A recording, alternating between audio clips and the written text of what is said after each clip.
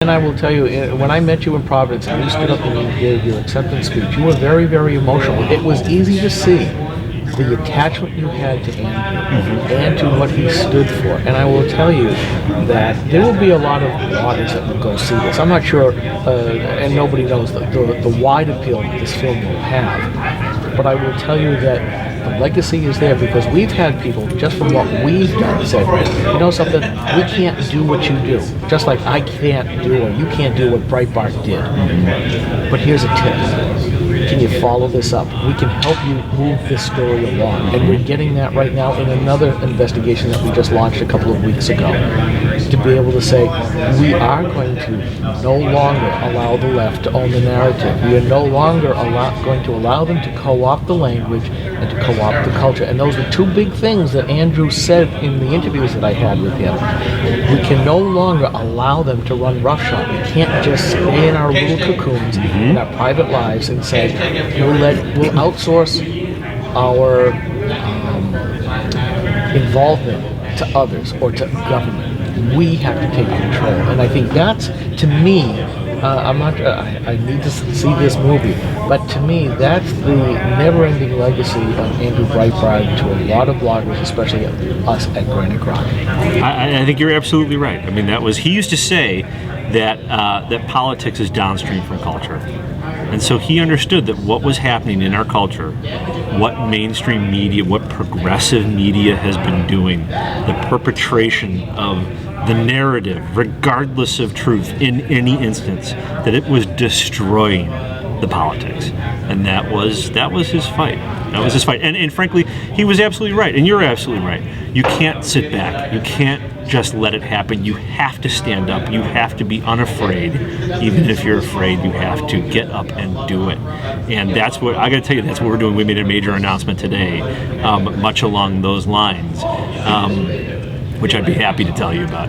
Well, actually, I've already pulled up the press announcement on that, but I want you to tell our listeners, and when we rebroadcast it, they can get the actual tone, because I can read the press release. Anybody can read the press release.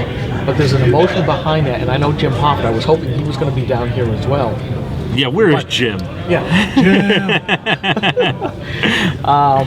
But go ahead and start in and tell me, because this is a big story, because it's Occupy, it's political left, it's the mainstream media, it's American safety, it's the war on terror, it's Islamism tied in, I think, as well. I forgot to look, I couldn't see the names in here of the parties, but it fits right in that meme of government's supposed to take care of us. They're supposed to protect us. And here, like we just saw with the Black Panthers being released when the Obama administration took office. Yeah, when they dropped those charges. And they dropped the charges. It's like, what? We see this with DHS, with the Border Patrol being told, you're going to be in trouble if you horrors, enforce the laws. So tell us about it. Well, I'll give you some background. There was, just before May 1st, May Day, the big holiday of the left, there were occupiers in Cleveland, Ohio, who were arrested for attempting to blow up a bridge, okay? Now, their attorney very recently said, well, these guys weren't looking to hurt anybody. They just wanted to make a political statement.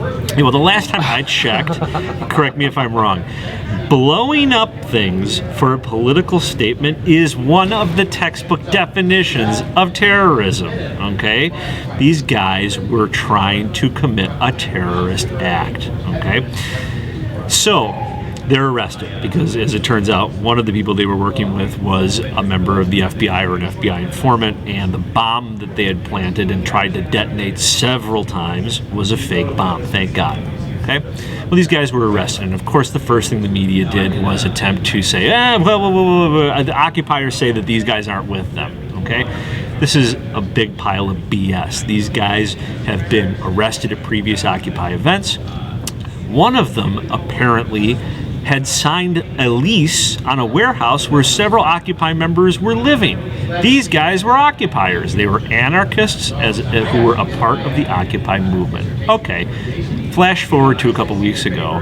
One of them pled guilty and is going to testify against his fellow occupiers who were going to try and commit this terrorist act, allegedly. And the AP ran a disgusting piece of malpractice as far as journalism is concerned. And that AP piece was picked up by every major outlet. And inside this piece, they completely downplayed the fact that these guys were trying to allegedly commit an act of terrorism.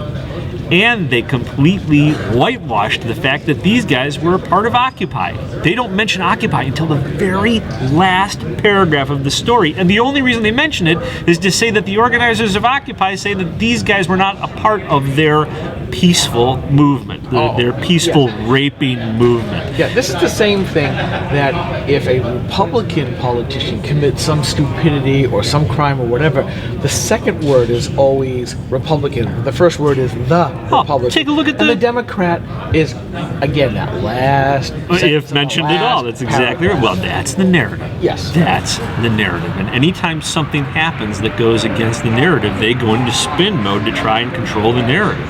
You know, as recently as a couple weeks ago when that lunatic went into the movie theater and shot all those people at that Batman movie, how long did it take for them to put out that maybe this guy was a part of a Tea Party?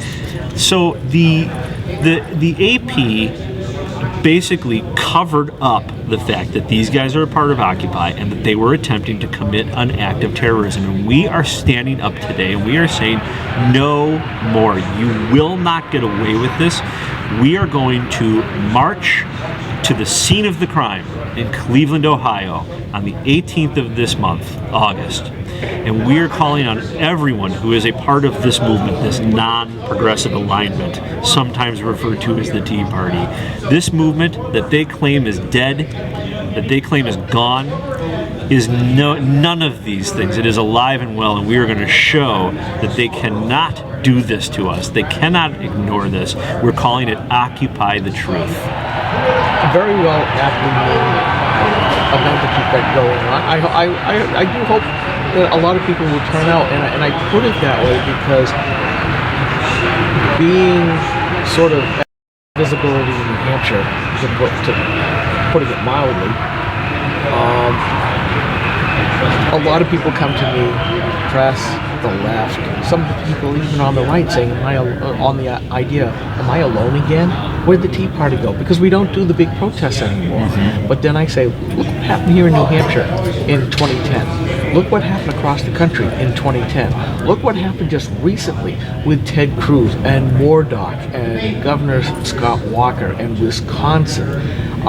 Even look at California, that the towns that have said we can't do these public sector union pensions anymore. Mm-hmm. I mean, the Tea Party and the message of smaller government, frugality in government, excuse me, it's catchy.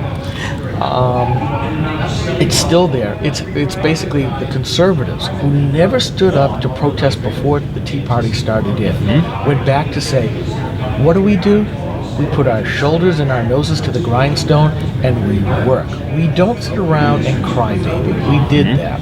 It served a useful purpose in that I am not alone. From Glenn Beck, there's other people out there like me that think this way. Yeah, as you said, we surround them. We surround them. Right. And we had Andrew Breitbart bringing, whether they like to or not, the mainstream media had to report on him. Mm-hmm. In the blogosphere with the new media, he was always there, right or left, which just magnified everything else that was going on. He became, I'm not sure whether official or unofficial is the right word, adjective to put before spokesman or leader. I'm not sure that he was a leader as such, but he was certainly the lightning rod, and I think that he enjoyed doing that even with all the vitriol thrown at him. But the Tea Party hasn't gone away. It's just gone to work. And I'm just curious, what are your expectations for numbers? Because it's seemingly that people would rather work, because that's what conservatives do. We work, we're productive, we try to come up with results. Right. Protests are feel-good emotions, and we have proper time before that. But how many people do you think you'll get? I'm hoping at least 20.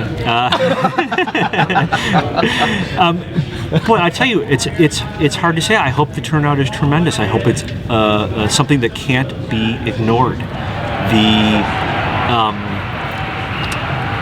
It's incredibly important that this movement, as was recently manifest in the Chick-fil-A Appreciation Day, Okay, that might as well have been a Tea Party movement. This was the non-progressive alignment who rejects the fascism of this disgusting progressive movement, coming together to say no, we are not going to let you do this, and we're going to show our support. And it was a tremendous success. I see the spirit when I see what happened in Wisconsin. It wasn't about who got out and marched more. Clearly, the left had a much more organized set of marchers with bigger numbers out there, and they lost their asses in that election.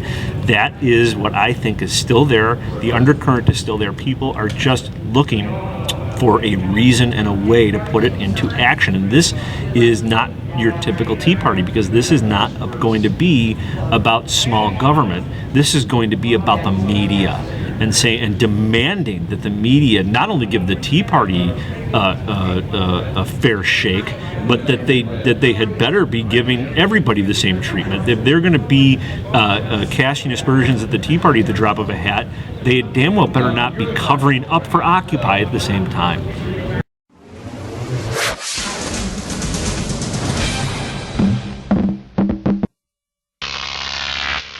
Croc TV.